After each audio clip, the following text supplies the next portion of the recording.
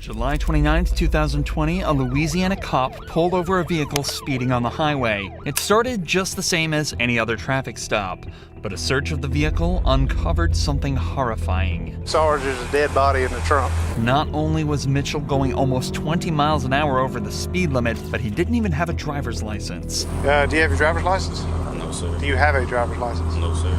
This charge alone could net him fines of up to $500 and 6 months in jail, not to mention the fines from the speeding ticket. But unbeknownst to the cop, Mitchell will be going back with more than just a speeding ticket. Is there any weed in the car, man? Don't stop. Step here. Is there any weed in the car? Yes or no? Just a doobie in the ashtray, like. Okay. Other than that, this Anything else? This is. When did you puff last? This was Be honest. Because I'm a drug recognition expert. about an hour ago. The cop is looking to get Mitchell on more than just a DUI charge. An 18-year-old speeding in a car like this that stinks of weed tells the cop that there may be something deeper to this traffic stop than a kid going too fast. But before he asks to search the vehicle for any other drugs, Mitchell starts to act increasingly suspicious. All right, where are you headed right now? I was headed back home. Where's home? What's your address? No, stop. Come here. Where do you live? It's easy. It's easy to answer this. Where do you live? You don't know how to drive to your house? I was coming from there, how I got lost. So what's the address? You don't know your address? No, sir. Okay, come back here. Can I take a look in your car? Yes or no? Yes, sir. Mitchell has now consented to the search of his vehicle. The cop is realistically only searching for weed and any other drugs possibly in the car, but he has no idea what he's actually about to find. A search of the front seats turned up nothing, but upon examining the outside of the car, the cop discovered multiple bullet holes across the left side of the vehicle. It's becoming more and more obvious to the cop that something is not right at all here, and this suspect was likely caught up in something much bigger than he first realized. When did all this happen? When did all that happen? That happened. When? My brother, he said it. How long ago? happened, Days? Yeah, it was like. Okay, come back. Just leave this here. Come back here. Just stay right here in front of my car. Hey, it's Jesse again. I'm sorry to bother you. I got this car speeding 73 and a 55. It's a black and orange Camaro. And it's got like 3 bullet holes in the left side of it. He said he thinks his brother said his car was in something 2 nights ago. The officer's check of the vehicle returns nothing other than proof Mitchell is lying.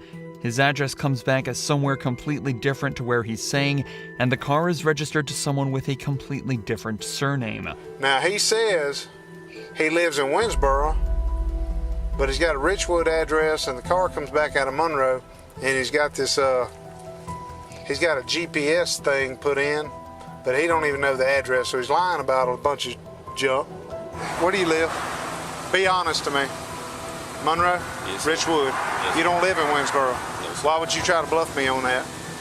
Why would you lie to me on that? Because I already knew that before this guy said something. What's up? Talk to me. You better stop lying to me right now or you're going to be in jail. I'm just going to my sister's house. To your sisters? That's the last freaking lie you better tell me. This whole situation is already immensely confusing. But then all of a sudden, something even weirder happens. A completely random man pulls up at the scene claiming that his family are looking for him. His family in Monroe is looking for him. They sought me out here to Okay, all right. Well, I got somebody pulling up behind me, Scooter. What do you mean they were looking for him? They looking for him. The car missing. Hey, Okay, give me the phone. Hey, man, he's not giving that name, though. He's giving another name. And when they give yet another different name for Mitchell and the owner of the vehicle, the cop rightfully is at a loss. This has gone from a traffic stop to a full-on mystery, and the cop is determined to get to the bottom of it. There's a kid that's been reported missing, and that they took the car from Monroe and he lied to me about his last name, his address and where he's from. Random guy pulls up behind me, said, "Hey, this guy's looking for that kid. I need to know if this car's been reported missing, stolen." And I know he's BSing to me about where he's going. He says he's going to his sister's house down here. If you could, hey, talk to him, see if you can figure out if the sister thing is legit. He said this guy gave him the car.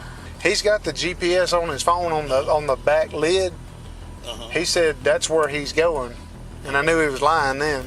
Slowly, things are starting to become more clear. If Mitchell is telling the truth, it seems as though his brother is letting him drive a car that he stole from the original owner. But that still doesn't explain the bullet holes, why Mitchell lied about his address, or why the random man appeared looking for him knowing he was driving that vehicle. But now on top of all of that, the cop has also just been told over the radio that there's a missing person report hidden amongst this mess. What I'm being told is that the boy who gave him permission to use the car is missing. So he's lying his ass off. Go looking for the person who owns the car, find out that the son of the owner of the car is missing, and now we got bullet holes all in the car. I got you. So something's... Something bad. The only thing he lied about was his address in Winsboro. If he's knows something about this boy that's missing, there's bullet holes, I'd like to at least, I guess I'll do as much good contact as I can. A few more calls are made, and it turns out the missing person is Michael Robinson, the alleged brother of the boy at the scene, and the man who gave him permission to be driving the car today. However, it's still unclear who owned the car in the first place, but the cop decides to forget about that for a moment and examine the vehicle a second time now that backup has arrived.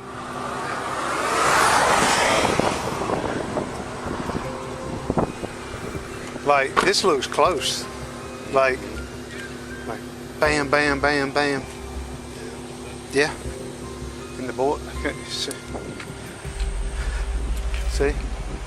Little did he know, this is where all his questions would be answered at once in the most gruesome way imaginable. I'm gonna do the obvious thing I want to do.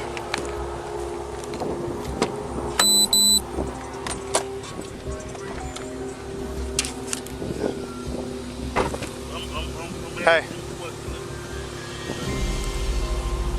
Yep. Put your hands up. Put your hand behind your back. Put your hands behind your back. You have a right to an attorney. Have one present during any questioning. At any time you choose not to make any statements or answer any questions. You understand? If you cannot afford an attorney, one will be appointed to represent you by the court. Do you understand? Inside the trunk was the body of Michael Robinson, and all of a sudden, everything makes sense. 26 is 125-03057, 125-0357. F39 Troop F desk. Good.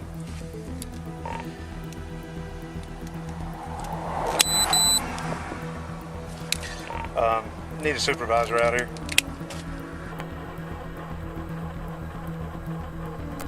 All right, I get the guy out. He's super nervous.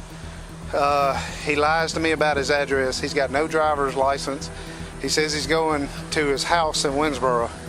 Well, I find out he lives in Richwood. I pop the trunk. Sarge, there's a dead body in the trunk. Okay, so I'm not. We've blocked in front of the car and behind the car.